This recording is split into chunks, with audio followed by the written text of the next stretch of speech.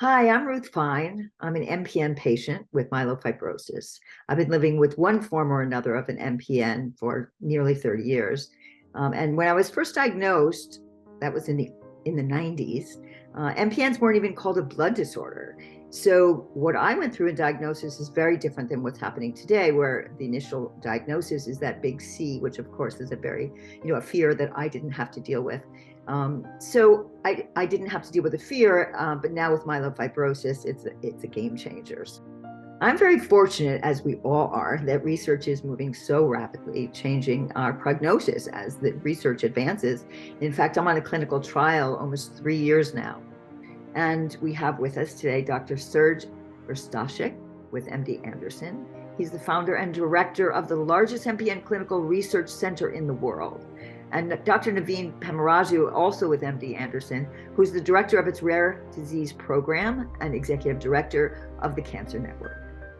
First, let's set the stage for people watching this. Most myelofibrosis patients and care partners go to a community care center. That's, of course, where I started for 20 years. Even if a lot of what we're going to talk about today is still potential or in clinical studies, what are the questions that patients and caregivers should be asking? And how would we even know what those questions are if we didn't have conversations like this with MPN specialists? Great tips, Dr. Verstovsek. You've been leading the way in MPN research for decades, as many of us know, and it seems there's been so many developments in terms of cutting-edge treatments and new therapies for myelofibrosis. What do patients and care partners know about that? You're right. There is a lot going on in the MPN field. And I like to divide this to excitement about what's coming soon and what's coming maybe not soon enough. Back 2004, when I really engaged in MPN, there was no standard of care and there was no study or studies. So we were trying to seek friendly people in different companies where we would perhaps use the drugs that are already on the market for something else, like a thalidomide or lenalidomide. People probably resonate well with these drugs. We tried them, and other colleagues in the field tried them in myelofibrosis, and they do help, but not too much and not too often. And then the discovery of the abnormalities, the JAK2 and others, led to real interest in developing more specific drugs for myelofibrosis. Where we are now, it's like a day and night. Now there are 3 approved drugs for myelofibrosis, 4th one maybe momelotinib next summer, so 4. And numerous phase 3 studies, numerous studies in general that you have options, and we just seek more patients' participation. Thanks, Dr. Verstovsek. Let's dive into what many of us at home know more about, and that's JAK inhibitors. We have 3 FDA-approved ones right now, right? There's ruxolitinib, which is Jakafi, fedratinib, which is Rebbic, and pacritinib, which is Bonjo. There was an update on that last one, pacritinib, for myelofibrosis patients, and love you to share a little bit more about that one. This is the JAK inhibitor that decreases the spleen, improves the quality of life, and it was approved in February of 2022 for patients with low platelets below 50, because it does not suppress the blood cell count, unlike ruxolitinib or fedratinib, the other JAK inhibitors that are already for quite some time on the market.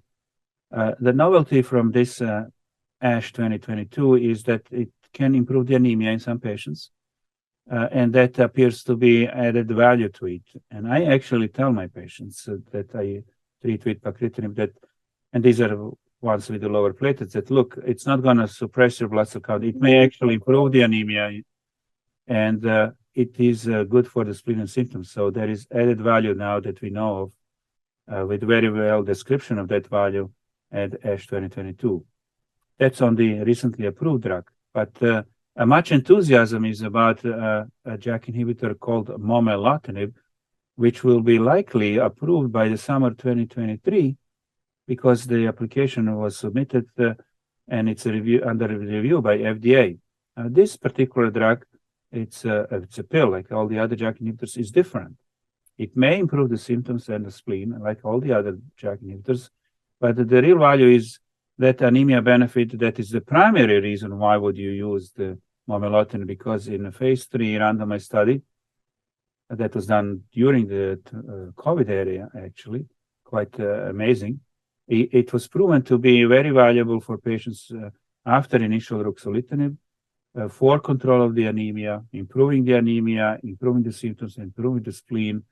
So we expect that momelotinib, which is also very safe, all of this came from the ASH 2022 analysis and is durable, that will be one of the major new drugs, particularly in the second-line setting once people fail ruxolitinib. So we will have then choices.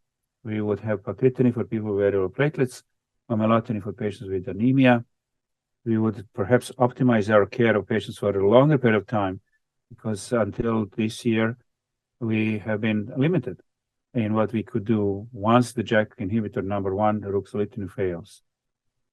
I particularly hope, and I know all my colleagues do too, is that we have dozens of these drugs to be able to offer to different patients. And hopefully one day we have a biological, molecular approach to selecting them as well. So Dr. Pemmaraju, let's move to another big headline. That's combination therapy, which we hear so much about, and we know it's the next focus, or the current focus, in treating myelofibrosis patients. Combination therapy in not only the relapsed refractory setting, but also now investigating it in the frontline setting. But we have to keep in mind, how is the patient tolerating it? Are there too many side effects? And then what is the actual benefit of adding the second agent as compared to the JAK inhibitor alone? We always talk about personalized, individualized, targeted therapy. Well, this is the era that we're in now. Each patient may have a different comorbidity profile. That means other diseases and diagnoses that they carry outside of the myelofibrosis, different ways they metabolize drugs, different molecular mutations in their myelofibrosis. So we're in a whole new era of trying to select either clinical trial drugs or hopefully one day even standard of care drugs based on what you said. Thank you, Dr. Pemmaraju. Let's talk about some of these combinations. So one update has been on BCL inhibitor, navitoclax, in combination with a JAK inhibitor. Where would that come in? Yeah, this is excellent. And of course, for all the viewers out there, many of whom are familiar with me, I think the navitoclax agent, BCL-XL, is important. It's not yet FDA approved for anything, but what it's showing is that in myelofibrosis in particular, either as a single agent or in combination with JAK inhibitor, that we published together, that it has possible disease-modifying effects. So we showed a very good overall survival in suboptimal patients who were already on a JAK inhibitor, and you added the navitoclax, some variant allele fraction reduction, some bone marrow fibrosis improvement. So the navitoclax agent is now in what's called phase 3, so the later stage randomized global study, ruxolitinib plus navitoclax versus ruxolitinib alone, essentially. And we hope to have those results in the coming years so that we can know if the combination approach is beneficial to our patients in the frontline untreated setting. Okay, I want to talk about another phase 3 trial, a drug close to my heart, pelabresib. That's the trial that I've been on for 3 years. And that's used again with a JAK inhibitor. I understand the results have been very promising, and in fact, my doctor calls me a poster child for this clinical study. Yeah, exactly right. So in this class of combinations, we mentioned the BCL-XL strategy, navitoclax. You also have this bromodomain or BET inhibition with pelabresib. Very encouraging results there as well, which again started out in the single agent relapsed refractory setting and then was added on to the ruxolitinib and now is being investigated in patients. Again, same thing, phase 3 randomized study, frontline. For you and I that have been in the field for longer than a decade, what this marks is, for the first time, we're moving combinations into the frontline setting. That means a patient who's newly diagnosed with myelofibrosis to then put forward 2 drugs instead of 1. That's the big deal here, and we're starting to hear those results. This is really exciting, right? Because we're talking about options here. You already went over this very well, but if you were to say anything more as a specialist, a super specialist in myelofibrosis and other MPNs, here you are seeing a patient and you're making decisions on which way to go with therapy. What other considerations are there, since you have so many options now, thankfully? Well, there is more. And more means that perhaps there is no real reason to switch right away. If one thing doesn't work, maybe you can optimize it. What does this mean? This means that you can combine things together. Now, there are a number of medications which are not JAK inhibitors that are active, improving the red blood cell count or improving the spleen or symptoms in myelofibrosis patients, that can be combined and being tested in advanced clinical studies to help the patients right from the day one. From the day one, meaning if the patient needs therapy, newly diagnosed, why don't we use 2 drugs together instead of 1? So there are medications like pelabresib or parsaclisib or navitoclax or luspatercept. Funny names. Nobody really needs to understand their names, but what they are to do, basically given for, is to enhance what the JAK inhibitors do. More of the spleen, more of the symptoms control, and perhaps durable, much more durable. Or in case of luspatercept, that's one is for anemia control while you are treating with the JAK inhibitor ruxolitinib. That's one aspect of the drug development, starting with the best combination from the day one. Or if you start with the ruxolitinib alone, you add in suboptimal responders, people who benefit but not optimally, you add another agent a little bit later. That's like a parsaclisib, another daily pill that was proven in a presentation in ASH to be very valuable in people who are already on JAK inhibitors, doing okay, but there is room for improvement. You add parsaclisib on top of it, another pill, and you enhance the spleen and symptom control. So not necessarily that we need to go from one drug to another drug to another drug, which is the common path, and it's always there to do. Maybe we need to talk about combinations in specific clinical situations, and we are developing multiple different combinations for different clinical scenarios. One will be better than the other or applicable more in one patient than the other. And if that doesn't work, you go to another drug and then maybe another combination. So we'll maybe within next 3 to 5 years have a number of choices, not just as a single agent, but the combinations, combos. So how do you decide which combination to try first? I know there was data also presented on ruxolitinib with other different agents, some of them also novel agents, such as selinexor. And that was first approved in multiple myeloma. Now it's being used in myelofibrosis treatment research. Can you shed some light on that? Yes. So we have been studying several combinations already. I mentioned those medications, but there are newcomers, which may be better. Difficult to say from the beginning, but selinexor is another drug that is approved for multiple myeloma, which may be active in myelofibrosis. It seems so from the preliminary results. Interestingly, there was also a presentation by Dr. Kilajian from France on adding interferon to ruxolitinib, which also enhanced the ability of ruxolitinib to do the job on the spleen and symptoms. And there were some intriguing results on molecular improvements as well. So perhaps it's not only about combinations with a completely new, unproven yet, or completely investigational drug. Sometimes you may just look a little bit back in time and say, is there something there that I can use that is already established as agent or a drug, interferon, right? So we are kind of having a larger umbrella here without limitations in our attempts to optimize the care for our patients. And so it's pretty exciting. I mean, you can have that selinexor as an example. You would think that's approved for something else so much different, myeloma. Well, you try it in a completely out of a common sense approach like myelofibrosis, and it does work. So we'll follow that particular combination, clinical study of that combination very carefully as well. There's this new era of these novel drugs.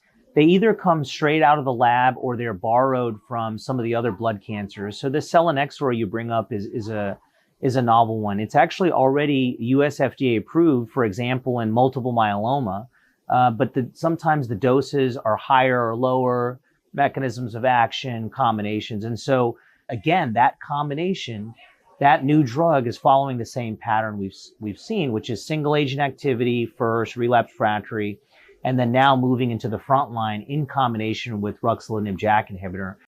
One important point, too, is how frightening the prospect of a transplant can be, and of course ought to be. Do you feel that some of these newer therapies or combinations will help alleviate the need to go there at all? Well, I think it's actually at the moment, it's the other way around. We are trying to improve the condition of the patients and make them physically better, metabolism to improve, inflammation to be controlled well, and get to the patients to a transplant in best possible shape. Because at the moment, transplant is still the only procedure that can eliminate disease and cure the patients. There are limitations on the medications. We are trying hard to extend the benefit of pills, but they have limitations. Nothing really works forever. So I hope that there is actually more patients going through the transplant as we improve their condition. And then the transplant success is even higher when you get quote unquote healthier patients, right? Unless we develop the drugs like we started discussing at the beginning, something that would potentially eliminate disease, antibody in the calreticulin mutated patients, but this is in the future. It's not even in the studies yet, has that potential. So at the moment, we encourage actually people to go through the transplant when they are in best possible shape on a JAK inhibitor. Allogeneic stem cell transplant remains the only curative modality for our patients with myelofibrosis. It's tough to say that because it's such a difficult procedure for many of our patients. Many of our patients are older, comorbidities. Across the world, as I meet with patients and doctors, they don't have access or follow-up for it. So that's tough. So that's the hope and optimism that I personally have, is that can we offer these combinations or other novel agents to try to cure the disease outside of the stem cell transplant. So yes, unfortunately, I would say stem cell transplant is the only curative option, but again, unfortunately, it's not available to the vast majority of our patients. So speaking of a cure, that is the big splash that just came out of the ASH meeting. That's the American Society of Hematology that we've been speaking about. Dr. Verstovsek, what was all that buzz about? And it has to do with the development of a possible new therapy. The keyword is possible because the presentation was on preclinical testing. Possible new therapy for a third of the patients with myelofibrosis or ET that have a specific mutation, so-called calreticulin mutation.